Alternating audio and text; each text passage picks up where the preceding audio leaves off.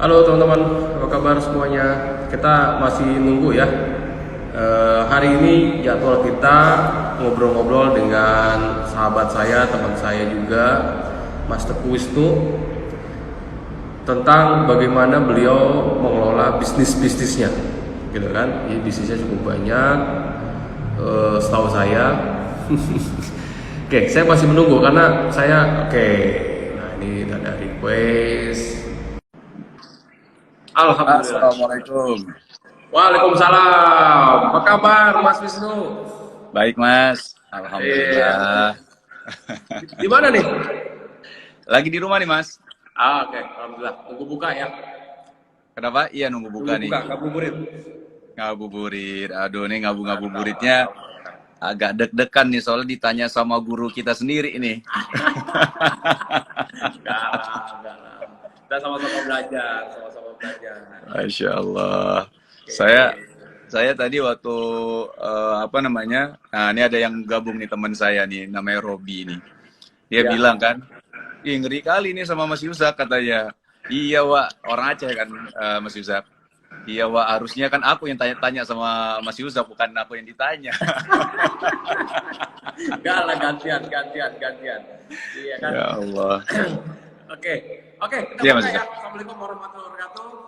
Waalaikumsalam warahmatullahi Selamat wabarakatuh. sore semuanya teman-teman yang udah bergabung di Live sore hari ini. Jadi alhamdulillah sore ini saya berkesempatan untuk bisa mewawancarai salah satu teman saya, gitu ya, salah satu pebisnis ulung, kan? Masya Allah. Cukup banyak juga bisnisnya dan beliau orangnya low profile yang saya tahu Aduh. dan sangat gila untuk belajar, gitu kan. Jarang sekali saya lihat ada orang seperti beliau. Jadi saya lihat di mana-mana beliau ikut nih, di kelas ini dia ikut, di sini dia ikut, gitu kan. Masya Allah, Masya Allah. Salah satu ciri-ciri orang yang sukses, gila belajar. Amin, Oke, amin. teman-teman, jadi saya sendiri sebenarnya penasaran nih tentang bisnis-bisnis yang dijalankan sama Mas Teguh Wisnu, gitu kan. Jadi beliau setahu saya punya beberapa bisnis, gitu ya. Ada yang di bisnis makanan dan saya tahu juga ada di bisnis yang lainnya juga. Jadi mungkin nanti beliau sendiri aja yang ceritain. Dan pertanyaan nanti kita akan bahas tentang bagaimana sih beliau mengelola bisnisnya, gitu kan. Lalu apa sih tantangannya, karena kita tahu semua, gitu kan, Mas Teguh Wisnu ini juga salah satu public figure yang waduh cukup terkenal lah.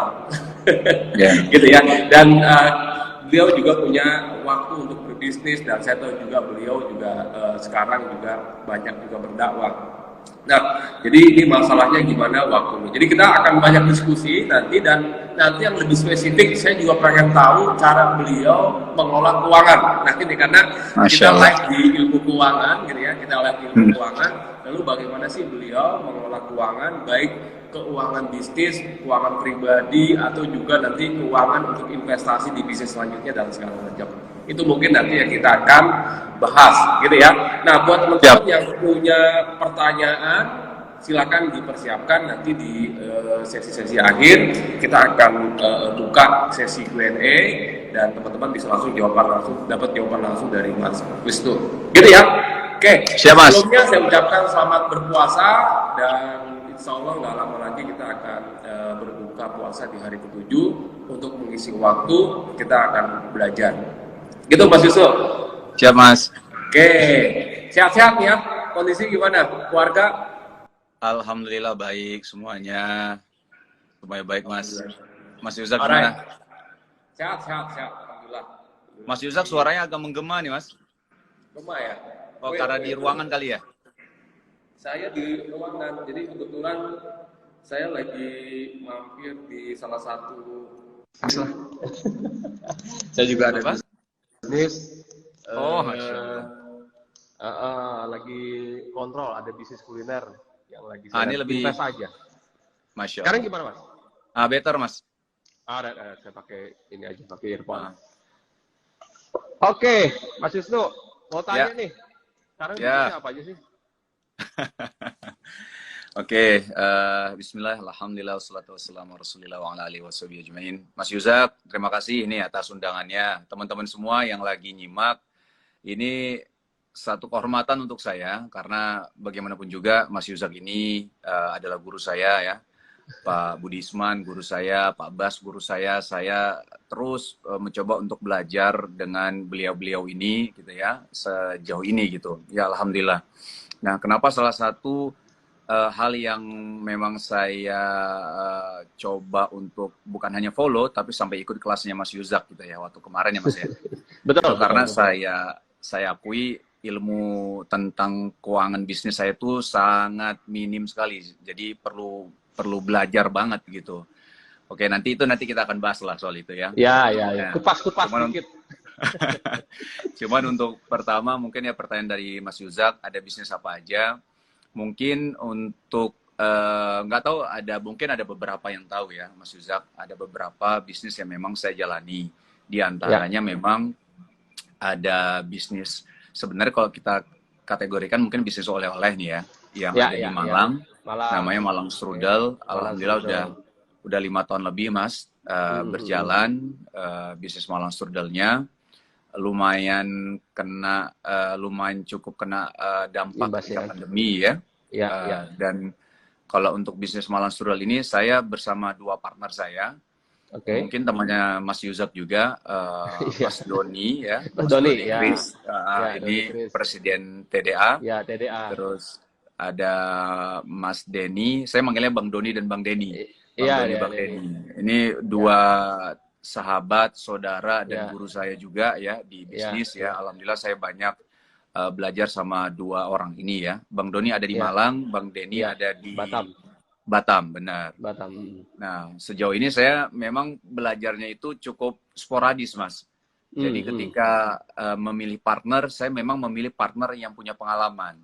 Kenapa? Karena saya selain punya bisnis, saya juga punya guru jadinya. Jadi bahasanya dapat ilmu gratis kan ketika berpartner kan. Tanya itu segala macam. Betul. Nah, itu di bisnis oleh-oleh. Terus ada juga bisnis saya di Busana Muslim. Itu ya, Busana Muslim ini sudah cukup lama saya jalani, dan ini awal-awal ketika saya bisnis saya mencoba untuk sendiri ya, bukan sendiri dalam arti sendirinya dalam arti ketika benar-benar terjun sampai ke bawah itu benar-benar sendiri gitu. Tapi saya mengajak ya lanjut. Saya mengajak istri saya, ipar saya untuk bergabung ya, investasi di sini bareng-bareng. Alhamdulillah sekarang masih berjalan. Dan brandnya apa brandnya? Nama brandnya Gerai Hawa, Mas. Namanya. Gerai Hawa. Namanya Gerai Hawa. Dan sekarang sih brand ini lagi dipegang sama teman saya. Nah, yang tadi orang Aceh tadi, Mas Robi Syayadi. Saya mencoba untuk saya minta bantuan dia lah sama Robi ini. Saya bilang tolong bantu saya, karena kayaknya saya benar juga kata Pak Budi, kalau kita ya harus fokus juga ya. Harus fokus juga ketika berbisnis gitu. Nah, cuman ya intinya yang untuk Gerai Hawa saya serahkan ke teman saya ini untuk dikelola dengan dia. Saya cukup monitor, tanya perkembangannya seperti apa gitu kan. Nah, itu untuk di Busana Muslim. Dan ada satu lagi itu di bisnis IP, Mas, intellectual property. Jadi intinya sih nama perusahaannya Garis 10 Corporation. Ini sebenarnya bisnisnya adalah membuat konten-konten atau IP yang positif dan bermanfaat gitu. Memang ada tujuannya ketika bikin ini. Jadi latar belakang saya bikin perusahaan ini bersama 2 teman saya, 2 sahabat saya, Mas Ari Untung sama Mas Yuda. Itu adalah ketika melihat konten-konten yang ada ya Mas ya, itu kita nggak bisa pungkiri ada konten-konten yang negatif untuk anak-anak kita. Nah, di situ akhirnya kami tergerak lah untuk bikin satu perusahaan yang dimana bisa melahirkan konten-konten yang positif dan bermanfaat untuk anak-anak kita. Karena kita kan nggak bisa pungkiri ya Mas ya, dalam arti ketika anak-anak kita, bahasanya gini, kita nggak bisa ngelarang anak-anak kita untuk pegang gadget. Ya, betul. Kita nggak bisa ngelarang anak-anak kita untuk nonton YouTube. Itu nggak bisa, Mas. Ya, itu zamannya mereka lah. Iya, ini zamannya mereka. Kalau dibilang sekarang semua anak-anak paham bagaimana cara akses ke YouTube, cara bermain media sosial itu paham gitu. Nah, Betul. ketika kami akhirnya berpikir gimana caranya kita memberikan solusi. Bukan kita terus melarang anak kita, jangan ya, jangan. Nanti kalau misalnya nggak ada Betul. kita gimana? Mereka coba-coba nanti Betul. sama teman-temannya gitu kan. Betul. Betul. Ataupun Betul. ada orang di rumah yang nggak paham, akhirnya dia bisa mengakses sendiri. Nah, Betul. artinya intinya sih latar belakang kami bikin perusahaan Garis Bulu Corporation ini adalah kami ingin membuat IP baru atau konten-konten baru yang dimana konten-konten itu positif. Kalau simpelnya sih seperti ada perusahaan Disney, kan ada Mickey Mouse, ada Goofy, ada dan lain-lain. Nah, ini kita untuk yang pertama ada produk kita pertama, namanya Rico The Series, Mas. Ya nih, Nah, saya kembali buka nih website-nya nih. Iya, Garis Bulu Corporation. Di situ ada produk pertama kami baru Rico The Series. Alhamdulillah ini cukup diterima sama anak-anak, Mas. Karena memang tujuan kami memang membuat anak-anak ada satu tayangan yang dimana mereka juga bisa duduk nonton tapi mendapatkan pesan-pesan yang bermanfaat gitu. Nah, ini apa namanya? Alhamdulillah udah setahun kami jalani di Garis Bulu Corporation, dan terakhir sih kita kerjasama sih, Mas. Ada kerjasama dengan pihak RTV. RTV ini Raja Wali Televisi. Ya, Raja Wali, ya, betul. Yang kalau kita tahu kan kalau RTV itu kan tayangannya tuh tayangan-tayangan animasi, kartun, memang khusus anak-anak. Segmennya segmen anak-anak gitu. Betul. Nah, akhirnya mereka menghubungi kami, kita ya saling komunikasi satu sama lain ya. Akhirnya kita ini apa namanya jalanin Rico The Series juga di tayangan di RTV, Mas. Jadi tayangan kami ada di YouTube, ada channel khusus kami namanya Rico The Series. Tapi selain itu kita juga menayangkan di RTV gitu. Kalau yang di RTV itu TV program. Ini udah jadi TV program ya. Programnya kalau di RTV jadi program berarti ya, Mas ya? Betul. Di RTV. Tapi kalau di awalnya itu kami ada di channel YouTube kami sendiri, Mas. Iya, Rico saya The lagi Series. buka nih. Lumayan nih, viewernya 2 jutaan ya di atas ya. Bagus. Alhamdulillah, Mas. Alhamdulillah. Masih growth sampai sekarang. Kalau kita lihat analitiknya itu views-nya semakin bertambah, subscriber alhamdulillah juga semakin bertambah gitu ya. Iya. Oke. Ya senang ngelihat. Ini semuanya animasinya asli dari karya anak-anak nih, anak-anak Indonesia. Anak-anak bangsa, Mas, anak-anak Indonesia nih. Jadi karya asli kita. Terus sudah waktu itu udah mulai sempat dilirik-lirik sama pihak luar nih, Mas. Ya. Pihak ini luar mirip ini ya, Ipin Upin atau gitu ya, atau gimana ya? Iya. Upin Ipin, terus Nusa dan Rara, Mas. Iya, betul. Itu mirip. Betul. Interesting. Keren, animasi juga bagus banget nih. Ini serius banget nih. Workshopnya di mana, Mas? Kalau kita sekarang masih di Malang, Mas. Oh, oke. Masih di Malang untuk saat ini. Karena memang secara SDM dan lain-lain kayaknya kita secara ini sanggupnya di Malang ya. Kalau misalnya kayaknya begitu ya. Iya. Karena kayaknya bikin begitu. ini kenapa nggak di ini Jogja? Kenapa? Kenapa nggak di Jogja? Next insya Allah, Mas. Kalau mungkin di Malang dulu, nanti kita baru di Jogja ya. Karena secara SDM juga UMR-nya juga di sana lebih rendah ya, Mas ya di sana. Iya, lebih rendah. Terus resource-nya banyak nih, animator kayak gini kan di Jogja banyak ya? Banyak, Mas. Di Malang juga banyak, Mas. Malang banyak, di Jogja banyak, Jakarta juga banyak. Cuman agak tinggi aja harganya. Iya, Jakarta tinggi. Oke, nggak, Mas. Sorry. Saya mau tanya nih soal ini nih. Di sini di apa namanya Rico The Series ini di Garis 10 ini, Mas Wisnu sebagai apa? Aku sebenarnya tuh sebagai aku kan founder juga di sini ya. Nah, cuman karena memang di manajemen sebenarnya, nah ini dia nih, sebenarnya karena kita bertiga jadi kita pilih-pilih aja. Udah lo pegang ini ya, padahal kita secara basic kan ya kita ya bukan dikatakan levelnya itu bukan level direksi sebenarnya kita kan. Jatuhnya hanya owner tapi menunjuk direksi nanti siapa gitu. Cuman karena di awal-awal ya, Mas ya, kita untuk efisiensi juga akhirnya kita nunjuk ya udah saya dipilih sebagai CMO di sini gitu ya.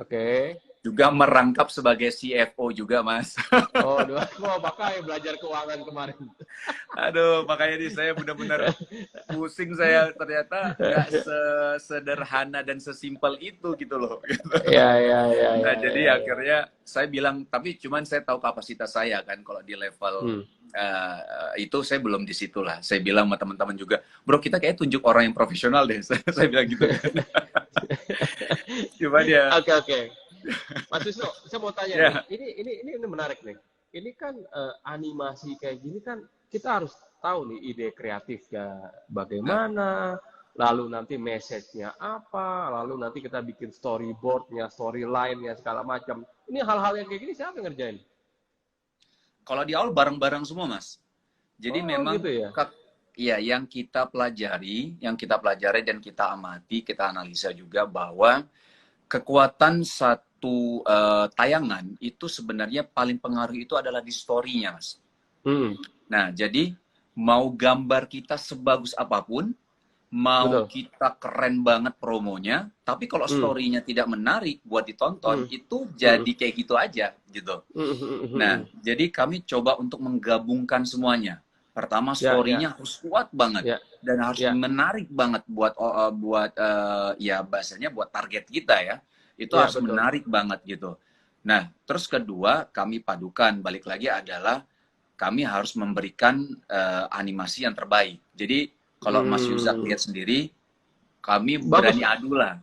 Kami berani adu dengan animasi-animasi luar gitu. Dalam arti bahasanya kita nggak malu-maluin banget lah, Mas gitu. Makanya secara produksi ini kita bisa katakan ini bukan produksi murahan, Mas. Ini memang lumayan. Saya lagi nonton juga nih. Ah iya. Ini kan. Iya betul, Mas. Iya betul. Bagus banget. Masya Allah, Masya Allah. Iya. Udah keren, bersih. Oke, Mas Wisnu, ini menarik nih. Ini kan tadi ada 3 bisnis ya. Yang Mas Wisnu ada di dalam manajemennya yang mana? Untuk saat ini sebenarnya ada di Garis 10 Corporation, Mas. Yang di perusahaan yang di Malang Strudel nggak ada, cuma investor. Kalau aku investor, aku owner, shareholder lah ya. Ya owner lah di situ ya, sama di Grail juga. Jadi kalau misalnya untuk masuk ke level manajemen, saya tuh di di Garis 10 Corporation, Mas, yang perusahaan konten IP ini. Alright, berarti cuma di Garis 10 yang Mas Wisnu ada di dalam manajemennya. Yang 2 perusahaan lainnya hanya sebagai shareholder aja, gitu ya. Benar. Hanya menerima report, memberikan masukan, atau jadi komisaris di antara 2 perusahaan itu. Kalau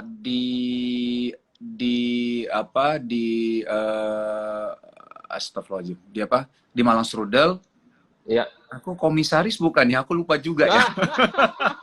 Waduh, gawat. Oke, coba dicek lagi, Mas. Iya, dari coba dicek. Iya, benar. Tapi memang kalau memang secara manajemen kalau di Garis 10 di Malang Strudel, kami mempercayakan kepada Bang Doni, Mas Yuzak, Bang Doni Kris. Doni Kris. Ya, dia yang ngurus segala macam dan lain-lainnya, dia mempersiapkan tim-tim yang di bawahnya. Jadi kita percayakan sama Bang Doni. Kalau dulu kita bareng-bareng, Mas, awal-awal. Kalau semua kayaknya awal-awal kan bareng-bareng semua ya. Iya, betul. Kalau di awal. Betul. Jadi bangun bareng-bareng dari awal, ini jadi di level marketing siapa yang pegang, di level operasional dan produksi siapa yang pegang, yang branding siapa. Jadi kita bagi-bagi tugas waktu di awal-awal. Kita bagi-bagi tugas. Nah, ketika sudah secara kita bilang kan secara angka ini udah bisa kita tarik talent-talent yang profesional ya, Mas ya. Nah, baru kita berani untuk bahasanya oke, siapa nih yang bertanggung jawab di sini? Oke, kita tunjuk Bang Doni. Bang Doni, terus nanti bahasanya yang talent-talent profesional ini ya nanti kita tarik sesuai dengan angkanya juga. Ya kita lihat secara angka sudah mampu, baru kita tarik talent profesionalnya. Gitu sih, Mas. Oke. Nah, berarti saya simpulkan gini. Kalau yang Malang Strudel bertiga gitu ya. Mas Wisnu, Bang Doni, Denny ya. Denny yang pisang pila itu kan, yang Batam. Benar. Betul Mas. ya. Oke. Kalau nggak salah sekarang beliau juga lagi bikin yang lain tuh, main di Noodle juga kalau nggak salah dia. Benar. Saya tahu lah itu. Iya, iya, Oke, iya. oke. Yang Gerai Hawa. Nah, Gerai Hawa ini idenya dari nol Mas Wisnu yang bikin. Iya, waktu itu saya sempat ada 2 teman juga sih Mas, ada 2 teman lagi yang bahasanya kita brainstorming bareng untuk melahirkan ide Gerai Hawa ini sebenarnya. Nah, cuman memang ide awal pertama tuh memang saya pengen bikin baju busana muslim kan. Oke. Nah, cuman waktu awal saya kan sempat bingung gimana ya cara ya namanya baru pertama kali buka satu usaha kan saya bingung juga ya Mas ya. Akhirnya Betul, coba betul. untuk ketemu sama 2 teman saya. Satu namanya kenal juga ini Mas Yuzak. Satu Bang Ismal namanya. Oh iya, iya kenal. Oh, Ya, sahabat itu. ya. Bang Ismal, terus ketemu sama Bang Hafiz. Bang Hafiz kenal nggak? Habis Mas Yuzak? kenal. Sama Bang Kenal. Hafiz juga. Cuman setelah di tengah perjalanan, Bang Ismal sama Bang Hafiz mungkin ingin fokus di yang lain dulu, Mas. Ya, Ingin fokus yang lain, akhirnya saya coba untuk pegang ini sendiri, yang Gerai Hawa ini. Nah, setelah berjalan, alhamdulillah ya, cukup bagus Mas, secara ya kita setahun sekali dividen gitu-gitu ya, dan lain-lainnya. Ya alhamdulillah lah, alhamdulillah berjalan dengan baik. Cuman waktu ada garis 10 corporation ini, saya jujur keteter Mas. Saya keteteran kan karena harus megang ini dan ini gitu. Nah, akhirnya saya memutuskan untuk oke, kayaknya saya di garis 10 corporation aja deh gitu kan saya pikir. Nah, akhirnya saya ajak teman saya namanya Robi ya. Robi saya bilang Robi tolong pegang Gerai Hawa ya. Akhirnya dia ada Kang Dewa. Halo Kang Dewa. Ada Kang Dewa. Oh ya. Asik makan-makan katanya. Ya udah. Lanjut. Ya, akhirnya Robi ini yang pegang di apa namanya? Di Gerai Hawa gitu. Nah, di garis 10 corporation ini sebenarnya kita juga saya mikirnya gini sih, Mas. Memang nggak tahu ya, saya menemukan titik kenyamanan sebagai investor sebenarnya memang. Nah, itu yang saya lihat makanya. Ini saya lagi gali arah-arahnya ke sana nih sebenarnya nih. Iya, memang saya menemukan apa ya, kenikmatan sebagai investor, maksudnya ketika di Gerai Hawa, ketika di Malang Strudel, bahasanya dapat income tanpa harus banyak effort, itu saya menemukan aduh enak juga ya ternyata ya, saya pikir gitu kan. Jadi karena saya pikirnya gini, karena pertama saya jadi ada waktu lebih banyak lagi untuk keluarga gitu kan. Terus kedua saya juga waktu untuk belajar jadi lebih banyak Mas. Maksudnya belajar hal apapun ya, baik agama ataupun belajar kayak kemarin waktu sama Mas Yuzak ya, terus sama yang lain-lain. Karena saya pikir saya butuh nih ilmu-ilmu ini, dalam arti walaupun saya sebagai investor saya tetap kan perlu yang namanya memonitor, mengawasi. Dalam arti jangan sampai nanti yang kita sudah hire orang-orang profesional di beberapa perusahaan kita, jadinya saya nggak tahu apa-apa ketika dikasih report kan. Pak ini reportnya nih, waktu ketika baca report kita juga nggak paham cara bacanya seperti apa. Nah ini kan yang bahaya kan. Tapi menarik sih, saya rasa jadi investor menarik gitu, karena nanti ini saya juga mau nanya sama Mas Yuzak sih sebenarnya. Soal menjadi investor ini Mas. Oke, good point. Yang saya tangkap gitu, jadi kalau saya dengar ceritanya, tadi dari mulai Malang Strudel, Gerai Hawa, lalu bikin lagi, yang satu lagi, Garis 10 Corporation. Garis 10 Corporation gitu kan. Saya yakin nanti akan ada yang keempat kok Mas. Ya, bakal ada lagi yang keempat, bakal ada lagi yang kelima. Karena kalau saya lihat, mindset-nya, ini kan masalah ini ya, kita ini masalah levelnya ini memang udah mulai mengarah ke investor. Artinya game-nya udah beda gitu ya. Game-nya udah beda. Ketika kita menjadi business owner, dulu saya juga ngerasain fokus sebagai business owner gitu kan. Lama-lama kita udah mulai ngelihat kayaknya ini kok udah banyak nih bisnis gitu kan. Mulai nanti kita akan ngerapiin portofolio nih. Biasanya kita akan rapiin portofolio bisnis kita gitu kan. Lalu nanti biasanya kita akan tergiur untuk bikin holding company gitu kan, sampai nanti kita mau bikin kan, terus kita juga mau bikin investment company dan segala macam. Saya lihat sih arah-arahnya Mas Wisnu ke sana, betul atau enggak saya nggak tahu. Betul sih Mas, ada arah-arahnya ke situ gitu. Karena kayak yang Garis 10 Corporation ini juga saya lihat kayaknya saya lebih harus banyak meluangkan waktu juga untuk banyak ketemu orang Mas. Saya berpikir seperti itu. Hmm, Mungkin betul, untuk betul, networking betul. ya Mas ya. Karena memang Mm-mm. bagaimanapun juga ketika saya banyak ketemu sama orang itu banyak terjadi kerjasama juga akhirnya atas izin Allah ya Mas. Nah Ya, jadi betul. tetap harus ada yang fokus untuk di level manajemen gitu. Makanya saya pikir Ya, kalau di Garis 10 Corporation, saya pikir juga nanti kami akan hire orang-orang orang. profesional juga gitu. Untuk di Ya, awal memang betul. efisiensi kan Mas, kami nggak mau terlalu Betul, banyak betul.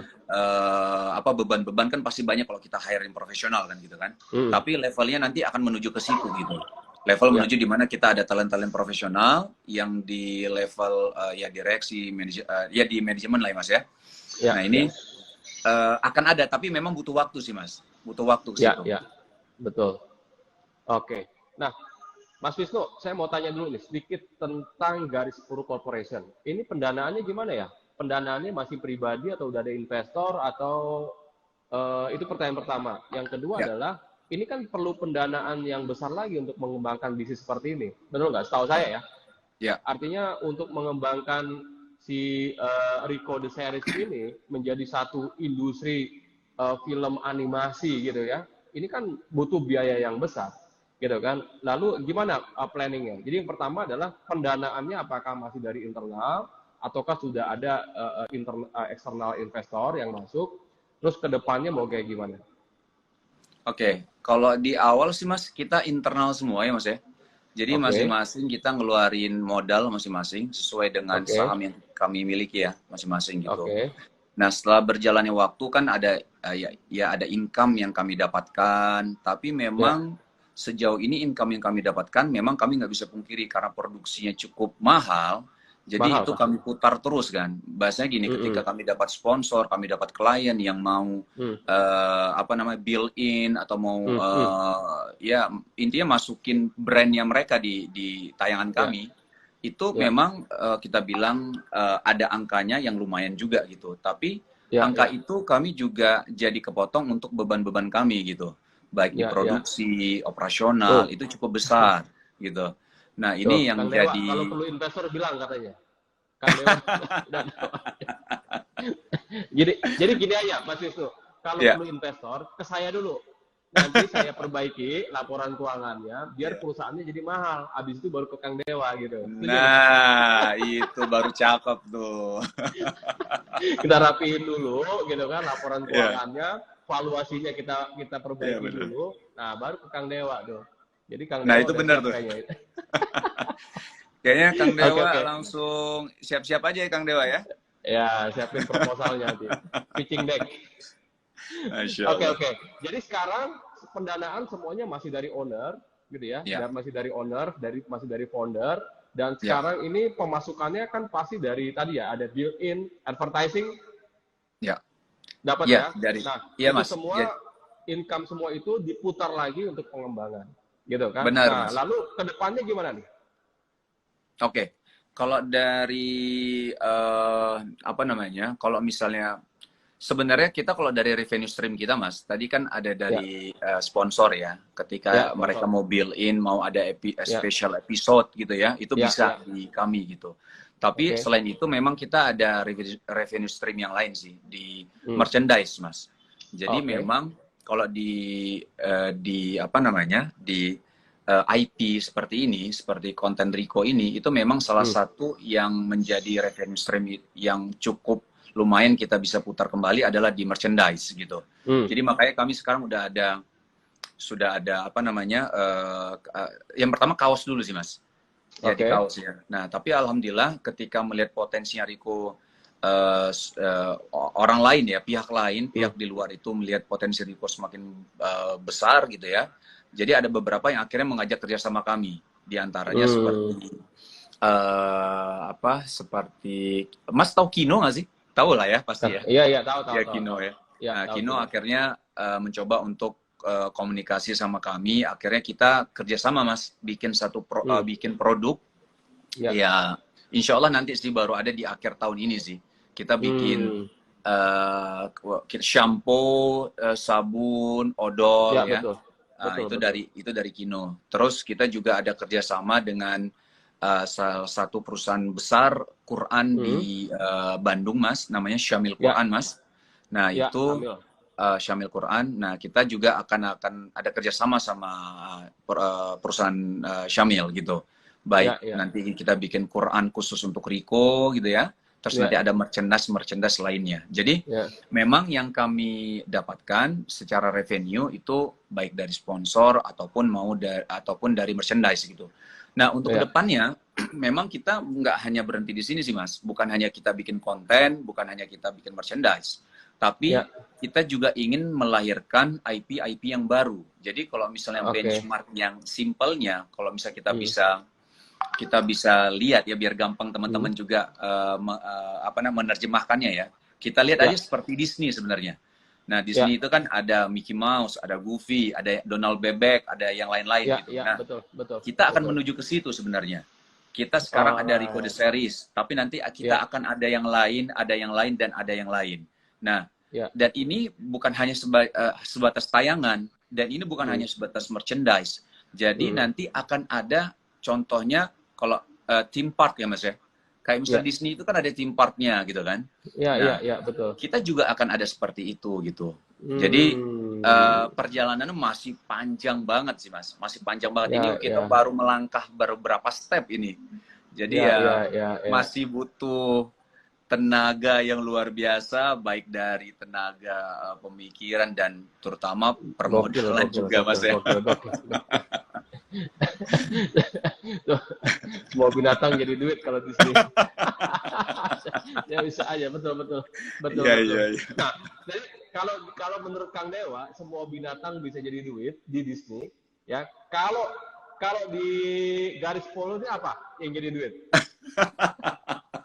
Aduh, kalau di sana kan binatang jadi IP yang baru gitu. Iya, betul. Kalau kita memang konsepnya itu memang kan tetap bagaimana kita bikin IP itu, Mas, dan konten-konten itu tetap harus ada nilai positif dan manfaatnya gitu. Dalam arti saya nggak bilang Disney nggak ini ya, mereka juga banyak menghibur kita gitu loh. Tapi memang di sini kami coba mencari diferensiasi kami sih.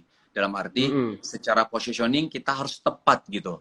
Karena kalau enggak kita nanti kan akan bingung, jadi tayangannya juga sama seperti yang lain gitu kan. Nah, jadi positioningnya Rico the Series itu apa? Nah, nanti kalau ada IP baru, positioningnya juga harus jelas ini apa gitu. Jadi orang ketika nonton itu memang ada tujuan untuk nontonnya. Jadi Rico the Series nonton ini karena apa gitu. Nanti ketika kita lahirkan IP baru lagi, mereka nonton ini karena apa gitu. Jadi jangan hanya sebatas kita bikin tayangan, bikin hiburan buat anak-anak gitu. Nah, ini yang bahasanya kalau dibilang kami tapi mohon maaf ya, jadi gini, Mas.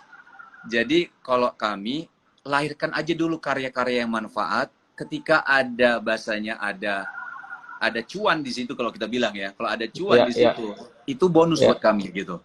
Karena memang saya sama teman-teman yang ada di garis 10 itu ngelihatnya adalah, ayo kita sebar kebaikan dulu deh. Karena kalau ketika sebar kebaikan ini dan manfaatnya juga banyak, insya Allah nanti ketika ada bahasanya ada income buat kami, ada cuan buat kami anggap itu bonus untuk kami. Gitu sih, Mas. 100% setuju saya. Jadi do the best gitu kan, sharing apa yang bisa kita sharing, apa yang kita bisa bagikan gitu kan, semuanya. Nanti masalah nanti ada cuan atau enggak, ya itu kalau menurut saya sih itu udah menjadi apa namanya,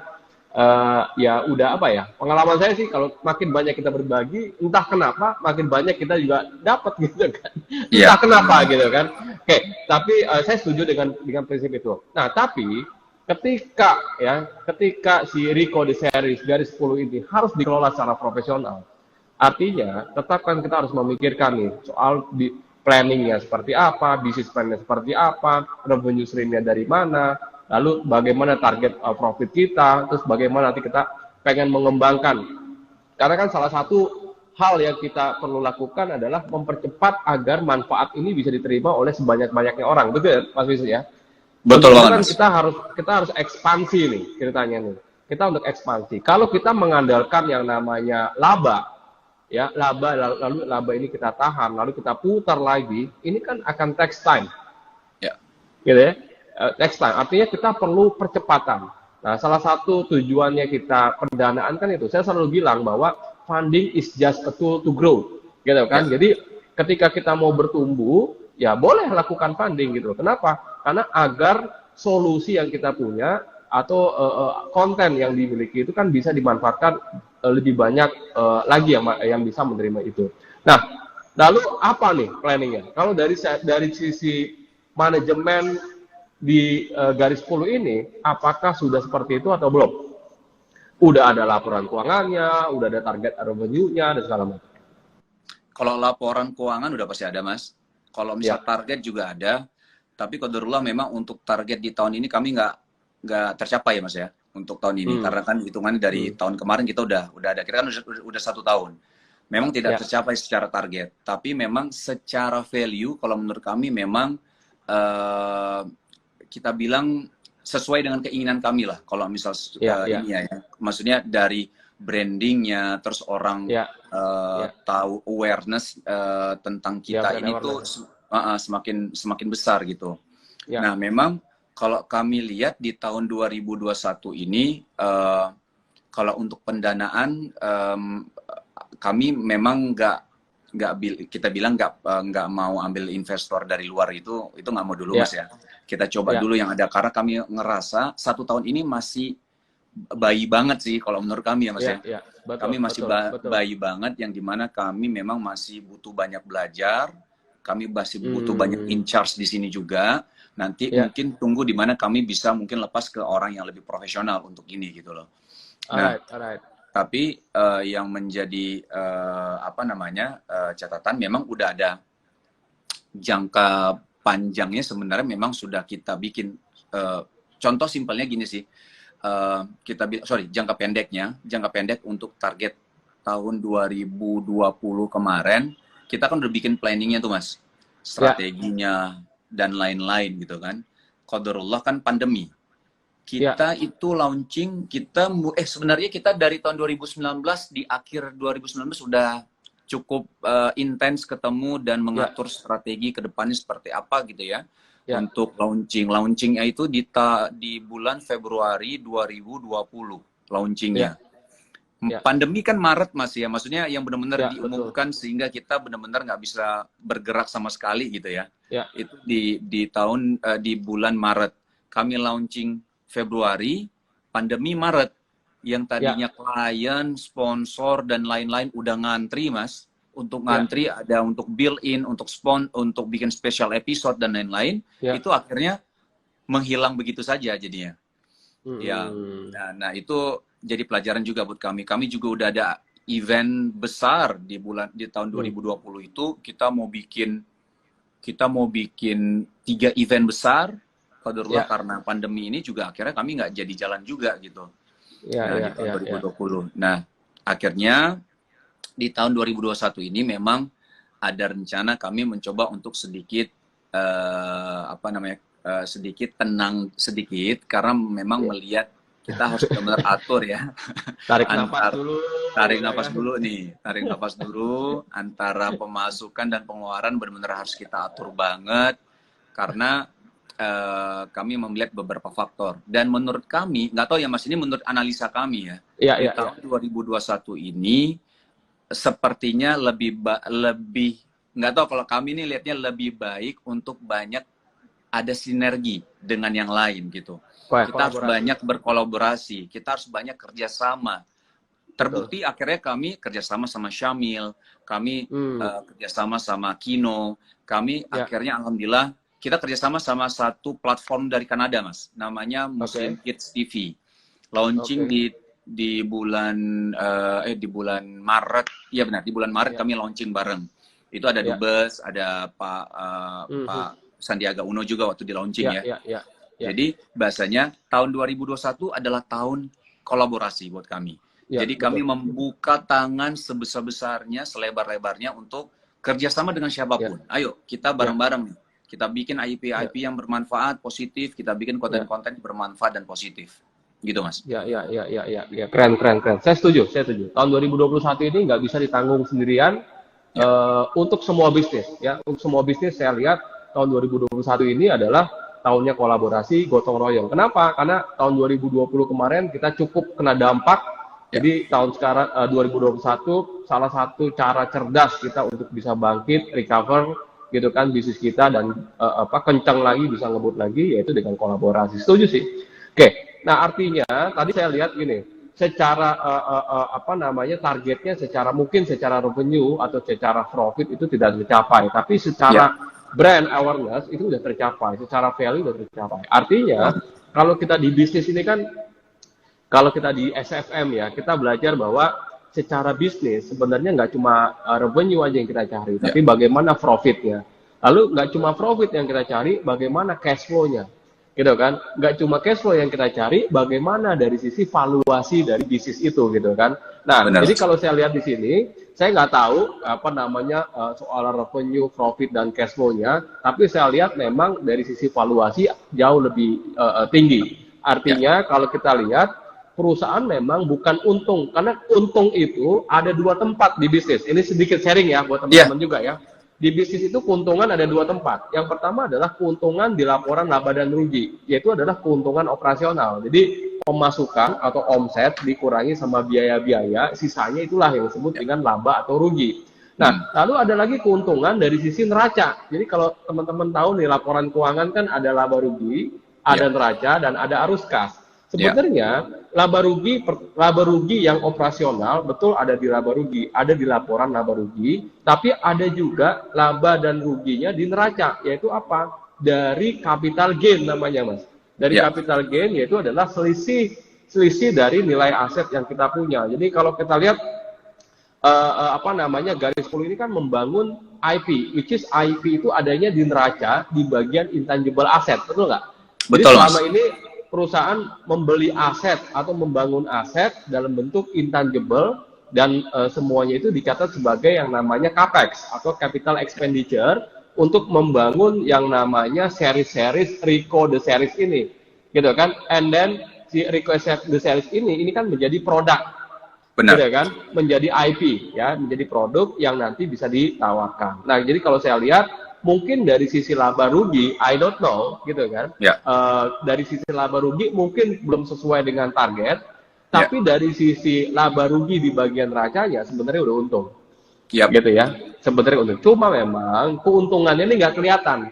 Kapan keuntungan itu kelihatan? Pada saat dilakukan proses valuasi biasanya. Nanti kita akan lihat nih, nilainya itu lebih besar nggak dari nilai pada saat book value-nya namanya. Jadi pada saat dibandingkan nilai bukunya, kalau nilainya jauh lebih besar, misalkan investasi untuk ngebangun ini 10, tapi pada saat divaluasi nilainya 100, berarti ada capital gain sebesar 90. Dan biasanya nih, keuntungan dari capital gain biasanya berkali-kali lipat dari keuntungan operasional. Nah, ini yang menarik nih. Makanya banyak perusahaan-perusahaan itu kan yang dia bakar duit, rugi di laba rugi, tapi untungnya di neraca gitu loh. Jadi mereka bermain di situ. Jadi mereka yang penting value-nya dapat, brand awareness-nya dapat. Nah, kayaknya strategi itu cukup jitu sebenarnya kalau kita lihat ya di Rico the series. Saya ngelihat sekilas aja nih Mas Wisnu dari bisnisnya.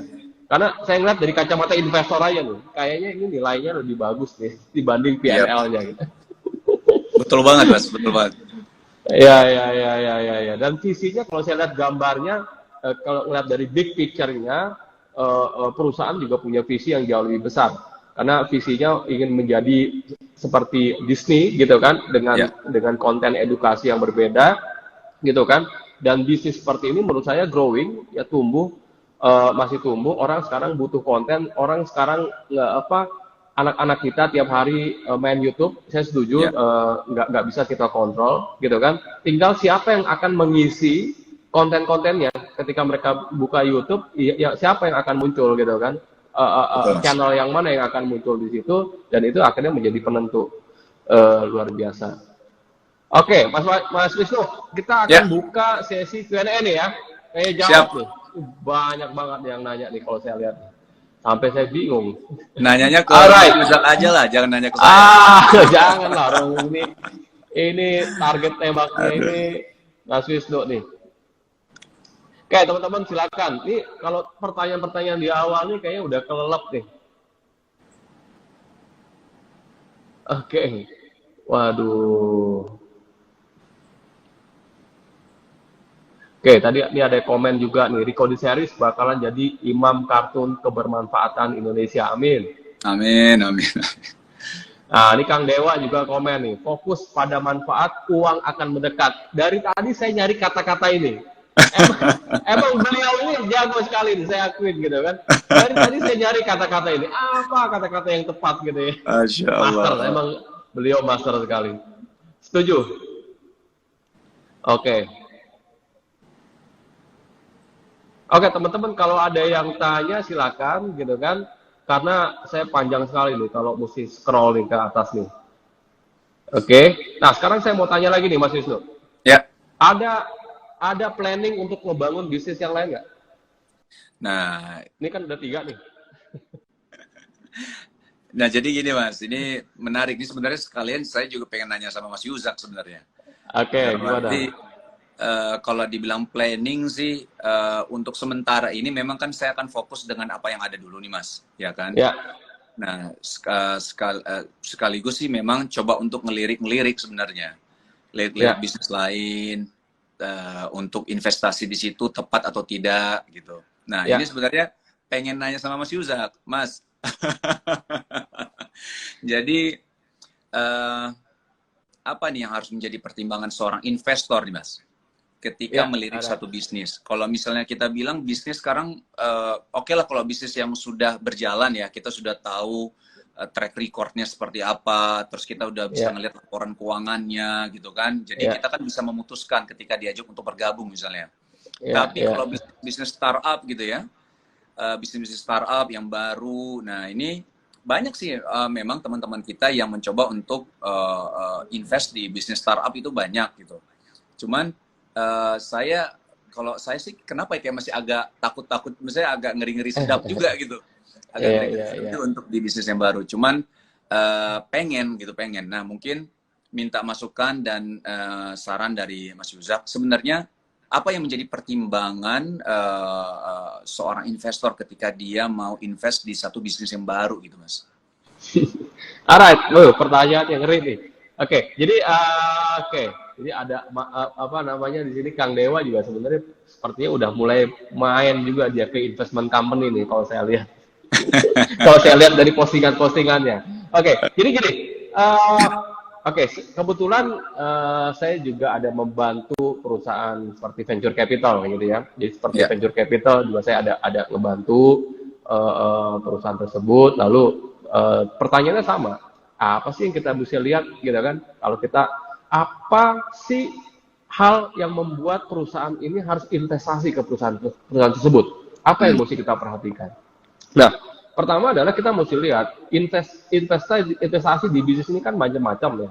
Ada investasi ke startup company, atau kita investasi untuk perusahaan yang lagi growing, atau investasi untuk perusahaan yang sudah mature dan segala macam. Kalau misalkan di startup company, kita bisa menjadi yang namanya venture capital biasanya ya, atau ada yang namanya angel investor. Kalau yang di growing company ada venture capital, kalau yang udah mature biasanya itu udah private equity dan segala macam. Nah, kita mau main di mana? Makin ke bawah, resikonya makin gede. Kira-kira gitu ya. Makin ke bawah, makin bisnis itu baru dimulai, ya. Bisnis baru dimulai, apapun, siapapun yang memulai, walau orang itu udah punya reputasi, kayak orang itu punya ilmu yang banyak, kayak orang itu siapapun, ketika bisnisnya baru dimulai, tetap aja resikonya besar. Gitu ya, tetap aja. Kenapa? Karena di fase itu, brandnya belum dikenal, produknya belum proven gitu kan, belum ada yang namanya data historical yang bisa dianalisa dan segala macam. Nah, biasanya ada nggak investor yang mau bermain di wilayah ini? Ada juga, gitu kan? Mereka ini yang biasanya bermain di, let's say di early stage investment. Biasanya mereka kan resikonya besar tuh. Biasanya mereka dapatnya lebih besar bagiannya. Ya, jadi pada saat nanti dibagi ya kepemilikan sahamnya, biasanya dia dapat lumayan besar. Antara mungkin saya nggak tahu, biasanya 30-35%. Biasanya si investor tersebut. Ya, nah makin kita invest di perusahaan yang sudah jadi, lama-lama perusahaan ini udah jadi, udah setahun, 2 tahun, seperti Rico DeSeries. Pada saat Rico DeSeries baru dimulai, tentunya kalau ada investor dari luar, investor ini pasti akan sangat ragu-ragu untuk investasi gitu. Tapi ketika Rico DeSeries udah tayang, mungkin sekarang udah banyak investor yang tertarik gitu kan. Ya udah banyak yang tertarik. Artinya apa? Makin perusahaannya itu berjalan, resikonya semakin kecil. Ya, resikonya semakin kecil. Kenapa? Karena produknya udah dikenal. Ya, udah dikenal sama pasar, brandnya juga udah dikenal, udah ada reputasinya gitu kan. Nah, udah ada data historicalnya, udah ada laporan keuangannya jauh lebih bagus, sehingga apa? Resikonya jauh lebih kecil. Dan biasanya buat si investor, kalau dia invest di perusahaan yang seperti itu, ya, let's say gini, uang 1 miliar kalau kita invest di seed fundingnya nih Kang Dewa, misalkan ya, kalau dia investasi ke startup, betul-betul startup, mungkin dia dapatnya ya bisa jadi 40% mungkin. Tapi duit 1 miliar kalau di growing company, mungkin dapatnya cuma 10%. Gitu kan. Makin gede perusahaan itu, makin kecil gitu kan. Nah, kita mau main di mana? Ya, kita mau main di mana? Kita hobinya di resiko yang mana? Nah, kalau mau main di startup gitu kan, artinya kita harus betul-betul tahu, ya kita harus ada satu tools untuk bisa mengukur, bisa membantu memitigasi resiko kita sebagai investor. Kenapa? Karena resikonya uangnya hilang kan gitu kan.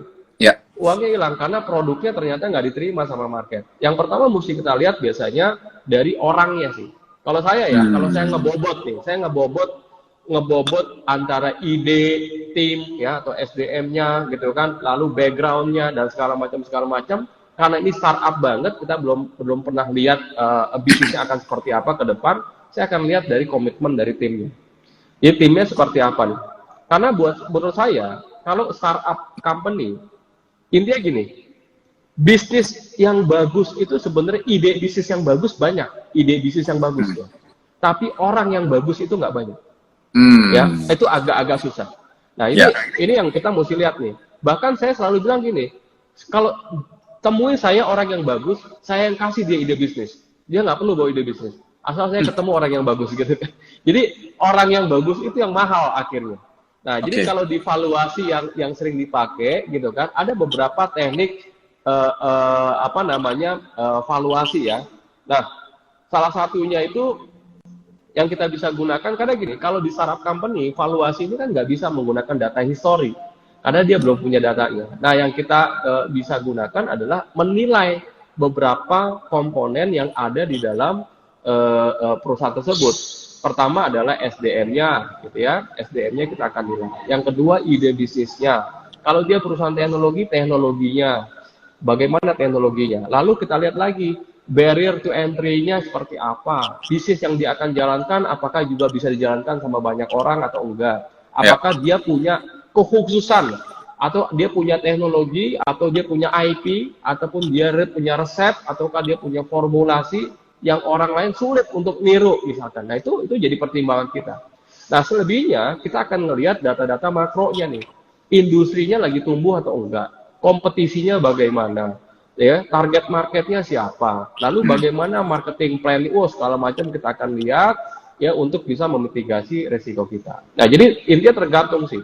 Kalau kita mau main yang di level bawah, harganya murah. Ya, harganya murah gitu kan, dapatnya banyak tapi resikonya tinggi. Gitu loh. Nah, kita mau main di mana nih sebagai investor? Gitu sih. Siap. Panjang dah. Panjang. Tapi itu menarik. Kalau saya lihat, saya dengerin dari sejam yang lalu, Mas Wisnu ini memang arahnya sepertinya pengen menjadi seorang investor, gitu kan? Karena saya nggak yakin dengan 3 bisnis ini Mas Wisnu puas. Kayaknya pengen ngelihat yang lain lagi gitu kan. Harus yang keempat, yang kelima, dan keenam, dan ketujuh. Dan gamenya di investor, gamenya itu memang gini, kalau investor itu adalah kita lakukan resikonya, kita mitigasi resikonya, kita lihat opportunity-nya, kita lihat peluangnya. Tapi sebagai investor, yang kita perlu tahu adalah nggak semua bisnis yang kita invest akan berhasil. Itu harus tahu. Itu udah hukum alamnya, gitu ya. Yeah. Udah hukum alamnya. Jadi ibaratnya gini, dari 10 bisnis yang kita invest, mungkin 2 yang berhasil. Jadi Paretonya ya, yang 8-nya nih gagal lah. Nah, tapi 2 ini itu bisa menutupi kerugian kita dari yang 8 tadi itu. Oke, Pareto ya Mas ya. Nah, Paretonya. Jadi biasanya kayak gitu. Jadi ya udah, kita lakukan semua prosesnya, berikhtiar mencari bisnis yang bagus, mencari SDM yang bagus. Selebihnya ya masalah berhasil atau enggak ya bukan urusan kita lah. Yang penting kita udah lakukan sebagai manusia. Tapi biasanya sih nanti akan ada 1 atau 2 bisnis yang betul-betul tus gitu kan. Tus. Nah, nanti yang 1 itulah yang akhirnya bisa apa namanya menutup kerugian kita yang lain. Mas Yusak, kalau misal monitor bisnisnya tuh gimana sih sebagai investor ya Mas ya? Investor, kita monitor tuh lebih baiknya seperti maksudnya apakah udah ada polanya, metodenya seperti apa ya Mas? Udah ada. Jadi gini, investor ini kan ada beberapa jenis ya. Ada inkubator misalkan ya, inkubator juga dia invest juga. Ada yang betul-betul dia itu financial investment company. Jadi betul-betul dia hanya invest duit. Dia nggak invest yang lain, dia nggak invest mentoring, dia nggak invest apa gitu kan. Kalau saran saya sih pada saat kalau kita mau invest ke startup company, kita juga harus kerjasama dengan satu organisasi yang bisa memantau, memonitor bisnisnya. Jadi itu. Yang selanjutnya kita siapkan template report biasanya. Jadi template report, kalau kita biarkan mereka membuat template nih, biasanya template-nya ngasal semua tuh, gitu kan. Template-nya tuh walah kita bakal pusing sendiri. Kita siapin nih template laporan apa yang kita perlukan, gitu kan. Misalkan laporan keuangan, laporan cash flow, gitu kan, laporan pertumbuhan sales, itu template-nya seperti apa. Jadi kita bacanya udah sama, ya. Lalu yang selanjutnya adalah waktunya. Makin perusahaan itu makin baru, makin sering kita kontrol, gitu ya. Bisa seminggu sekali kita meeting, seminggu sekali. Jadi kita harus taruh orang di perusahaan kita yang akan menerima report tiap minggu. Nah, makin perusahaannya makin bagus, kita kurangin dari seminggu menjadi 2 minggu gitu kan. Jadi baru hari 1 bulan dan segala macam. Jadi kalau makin baru ya kita jagain terus tuh. Iya benar. Gimana reportnya, gimana update? Wah, bisikin aja. Nah, cuma yang jadi masalah gini, banyak perusahaan yang justru ketika diinvest, dia malah menurun nih produktivitasnya. Gitu, produktivitasnya menurun karena apa? Karena dia nggak biasa bikin report, sekarang bikin report gitu kan. Yang biasanya gue bikin apa ide-ide kreatif malah jadi nggak kreatif. Karena apa? Karena seminggu sekali disuruh bikin report. Nah ini yang kadang-kala malah membuat mental si founder yang kita invest ini itu drop. Itu banyak saya temuin tuh. Nah jadi dia ngerasa, kok ribet ya? Gue yang tadinya nggak selalu bikin report, sekarang report. Nah, ini pendekatan ini yang kita harus lakukan. Ya, artinya jangan cuma menjadi financial investment company, tapi kita betul-betul bisa menjadi partner mereka. Ya, jadi betul-betul menjadi strategic partner mereka. Jadi kita juga siapkan nih tentang misalkan mentoring, free mentoring gitu kan buat mereka. Kita juga bisa membantu mereka dari sisi knowledge, akses, misalkan akses ke pasar, akses segala macam. Jadi mereka tuh ngerasa bahwa kita ini bukan orang yang hanya fokus di keuntungan aja, tapi kita bisa memberdayakan mereka. Nah, gitu sih biasanya. Lebih seru sih. Kalau saya saranin main aja di situ, Mas. Iya, memang ada arah ke situ sih, Mas. Kita bisa ngobrol, Mas, cari waktu bukber. Siap. Boleh tuh diatur tuh. Iya. Ya sekarang sih cukup banyak sih. Jadi nanti kan Kang Dewa ini kan juga kayaknya dia udah siap invest kemana-mana nih. Nah, arahnya ke situ juga ya? Arahnya ke sana. Jadi kita siapin dulu nih, ya, biar bukunya bagus, semuanya bagus. Nah, sehingga nilainya jadi bagus gitu.